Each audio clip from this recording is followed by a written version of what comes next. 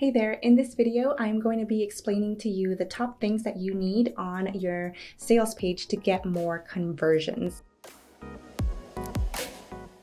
My name is Yasmin Robles with Robles Designs, and I create drill-worthy websites and brands for entrepreneurs who are hellbent on taking over the world. I do this not just by creating pretty sites, which I do, but I do this also by adding strategy and a thought process and basic conversion tools to your site so that you can turn those leads into clients. So the first thing that you have to make sure about on your sales page is that you have a focus on the hero section.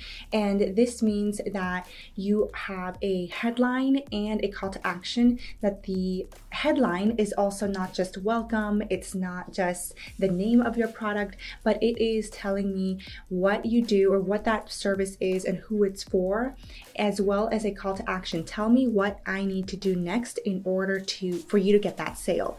Because if you don't, you're leaving it up to the user to scroll around and figure out what it is that you do, as well as why it would be for them. The second thing that you should be doing on your sales page is to remove the header and the footer. So the header is the top section that typically has the logo, the navigation, sometimes it has a phone number. Remove all that stuff, all that clutter, and then go down all the way to the bottom of the site. Typically you will have a footer, and these two elements are really great on a site, but not on a sales page.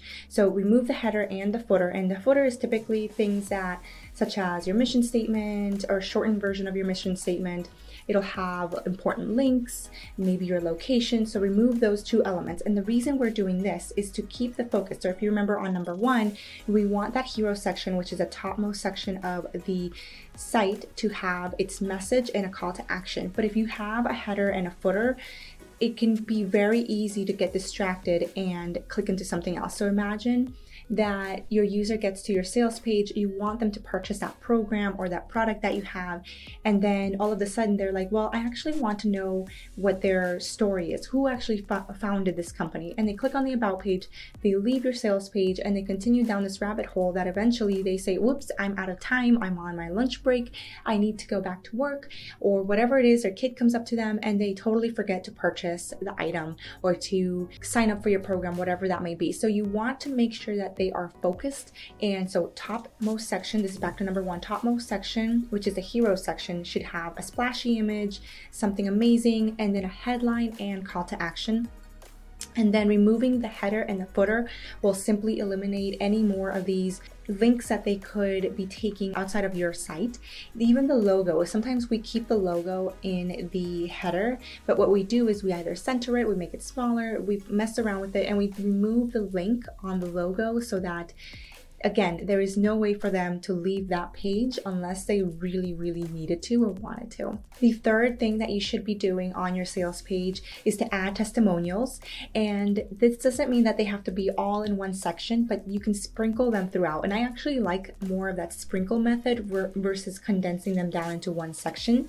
And if you do have a lot, then you can create a section for testimonials, but then sprinkle them throughout. And the reason I say this is because throughout a sales page, and especially the longer it is, which the pricier the product, the longer your sales page will be, then you're going to be talking more about how awesome your program is, how amazing, how life-changing, all this stuff, but you're not providing social proof. So every time that you say something, or you have a section or a couple sections back to back on your sales page that says how awesome your product is or how life-changing it is or whatever it may be, you want to then back it up with social proof. So let's say you are a personal trainer and you help people lose the last 10 pounds or get back to their pre-baby weight, right? So then what you will want to do is you're going to make that statement and, give it all its snazziness. And then below that, you're going to probably have either a video, a testimonial, a picture of the person with their testimonial next to it, or at least their written testimonial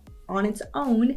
And that way you're backing it up by saying, hey, this person also thinks that I am doing a great job. So what type of testimonials are the best? Video. And you can still have the text printout or a script from the video, the transcript next to it, or you can sprinkle it throughout, or you can use it somewhere else on your site.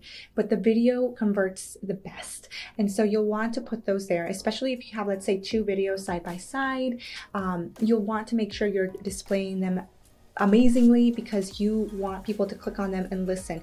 When people hear or see someone actually taking the time to create a video testimonial for you, that is so much better than just having the text testimonial on your page. So if you are speaking to, for example, the private group chat that you have for your program, then you'll want to have a testimonial that speaks to that next to it so that it doesn't feel like it's just kind of disjointed. You'll want to have that next to it. So if you're speaking about a workbook that you offered along with the program, you'll want to add a testimonial nearby if you have it that speaks directly to that workbook and why it helped people. If you just want a section of testimonials, you can typically do this around the middle part of the sales page, so by that time you have gone through your sales speech and you have some more left to quell any any thoughts that they might be having, any secondary thoughts.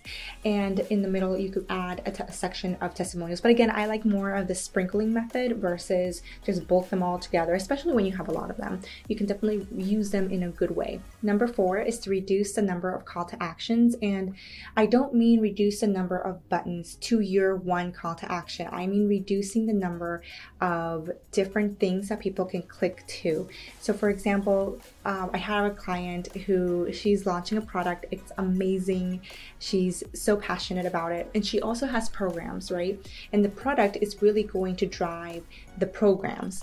And so she wants to add the programs to that sales page. And after some thought, because we're not going to be doing a third-party type of launch, we're actually going to be doing the launch of that product on the site.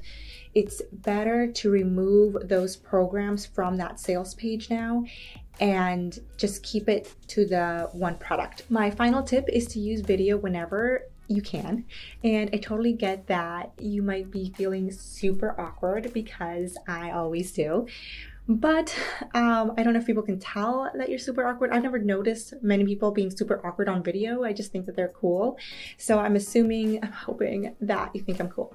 But you should really just think about adding those awkward videos anyway on your website, and specifically to your sales page. And the way you can do this is you can have, when you land right after the hero section. So your hero section will have, maybe let's say you're selling a water bottle, a snazzy picture of the water bottle that you created, a headline, and a call to action button. Underneath, you could have a video speaking to how this water bottle was made, what makes it special. I wouldn't add a video about just like a slideshow of the images, or just like, our water bottle is so amazing, we're amazing because we're amazing. It should be a video that entices people to buy from you. So for example, it could be a video showcasing the features. It can be a video testimonial, like as I mentioned before. It could be a video of the creator, of you talking about the water bottle, holding it, saying why you created it, if it's really durable, kind of like punching it or something, I don't know. But you want a video that connects with the user and continues that story along the page. You would have your hero section, a video, and then some video testimonials throughout there, and maybe like towards the end of the page, a final call to action video. What you can also do if you have courses or programs, especially if they're online, you can give a almost like a collection of the behind the scenes. So for example, you can splice together a couple of the courses that you have, the course videos where you might be walking people through something, but just to kind of give them a behind the scenes and show them that you are legitimate, you are trustworthy. And yeah, but video works so much better. So at least think about a welcome video, even if you don't have video testimonials, because I know those can be hard to get. Even if you don't have a video spliced together of your course, but as long as you can even just record a video, whether it's on Zoom or something else, a video of yourself thanking people for coming to the page and explaining why this product is for them, it's going to be much more powerful than any other thing that you can put on your site. And that is it for today. Let me know in the comments if you have created your own sales page and what platform it's on. Did you use a third party? I know there's things like Lead Pages, or did you use your own site to do it? And how did it work for you? What were you selling? And what was the one thing that helped you really increase conversions, or one thing you wish you would have known to increase those conversions? And with that, I will let you go, and I will see you in the next video.